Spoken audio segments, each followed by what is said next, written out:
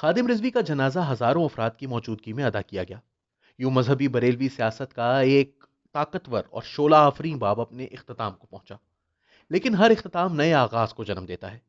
خادم رضوی کے جنازے کے موقع پر بظاہر ٹی ایل پی کی 18 رکنی مجلس شورا کی منظوری سے خادم رضوی کے بیٹے سعد رضوی کو تحریک کا نیا امیر مقرر کر دیا گیا ہے۔ نئے امیر کے حوالے سے بیعت کے متعلق سوال اس وقت مبصرین، جماعت کے ماننے والوں اور پاکستانی سیاست کے چلانے والوں کے ذہن میں موجود ہیں۔ لاہور میں خادم رضوی کے جنازے کے موقع پر ان کے بیٹے سعد رضوی نے خطاب میں اپنے والد کا مشن جاری رکھنے کے عزم کا اعادہ کیا۔ سعد رضوی اس وقت لاہور میں اپنے والد کے مدرسہ جامعہ ابو ذر غفاری میں درس نظامی کے آخری سال کے طالب علم ہیں۔ درس نظامی ایم اے کے برابر مدرسے کی تعلیم کو کہا جاتا ہے۔ بی بی سی کے لیے اعزاز سید نے حافظ سعد کے دوست سلمان کے حوالے سے لکھا ہے کہ خادم رضوی تقاریر اور اعلانات کیا کرتے تھے، جبکہ پالیسی دیگر افراد کے ہمراہ اپنے بیٹے کی مشاورت سے بھی تیار کرتے تھے۔ سلمان کے مطابق سعد رضوی شروع دن سے عملی طور پر تحریک لبیک کے تنظیمی امور چلا رہے تھے، اس لیے ان کے لیے اس جماعت کو چلانا کوئی نئی بات نہیں ہوگی، کیونکہ وہ اکثر معاملات کو پہلے سے خود جانتے اور نگرانی کرتے رہے ہیں۔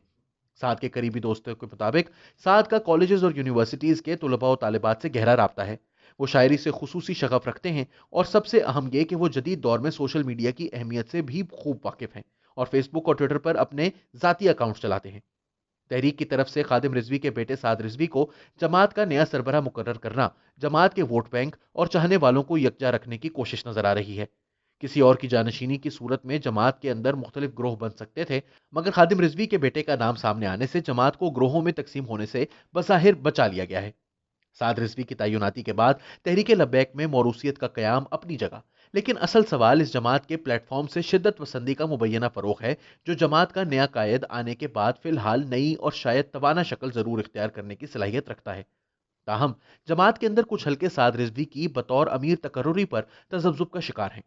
لاہور میں تحریک لبیک کے یوتھ ونگ میں متحرک ایک نوجوان رہنما نے نیا دور کو بتایا کہ پارٹی میں کئی بزرگ اور زیرک شخصیات کے ہوتے ہوئے اچانک سعد رضوی کی بطور امیر تقرری سے کچھ اچھا میسج نہیں گیا۔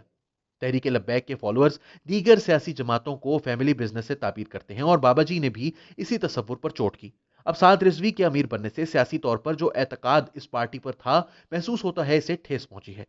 ساتھ ہی وہ کہتے ہیں کہ بلا شبہ سعد رضوی ایک اچھے منتظم ہیں، لیکن اگر آپ غور کریں تو پاکستان میں متنازع پشتون تحریک کے علاوہ کسی بھی پارٹی میں نوجوان لیڈرشپ کی وہ قبولیت نہیں جو کہ تجربے کار اور ادھیڑ عمر رہنماؤں کی ہے،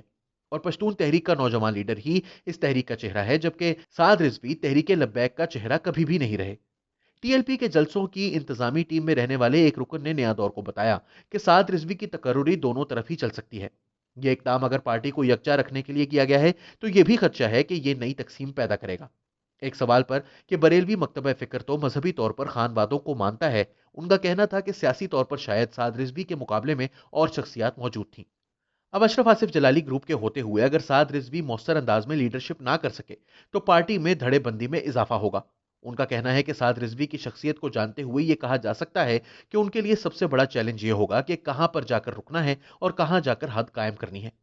تجزیے جو بھی کہیں، لیکن اس بات میں کوئی شک نہیں کہ علامہ خادم رضوی نے ملک کے اکثریتی سنی العقیدہ بریلوی مکتبہ فکر کی سیاسی بیداری، اسٹریٹ پاور اور ووٹ بینک کو نئی طاقت اور سمت دی۔